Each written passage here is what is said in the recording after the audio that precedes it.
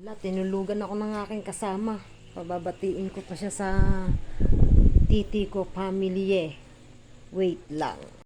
Oy, bumangon ka dyan. May pababati ako sa'yo. Uy. Uy. Japanese ano to? Family, nagpapabati, nagpapa-shoutout. Dali mo. Basahin mo to. Bumangon ka muna. Nagpapa-shoutout nga.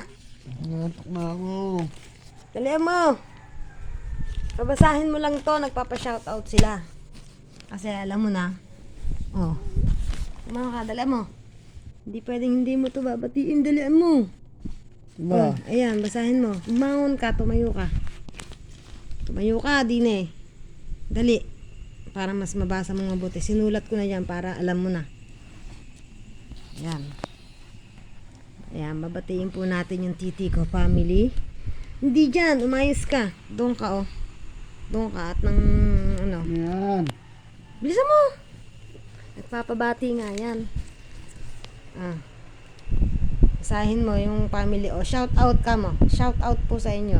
Titi ko family. Titi ko, family. Binasa titi ko. Maantot titi ko. Ano ba ito? Basta kasi lalagyan mo ng family sa dulo, tungingi. May kito.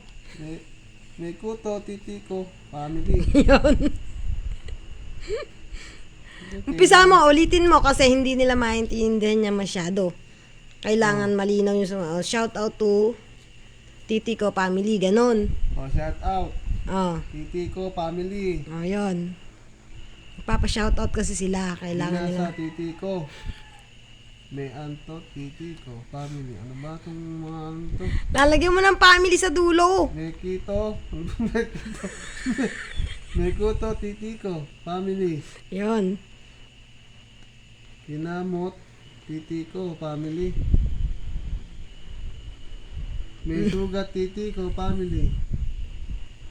Namaga, titi ko, family. Putaras na to. Ano ba itong Kasi nga Japanese. naatok na ako.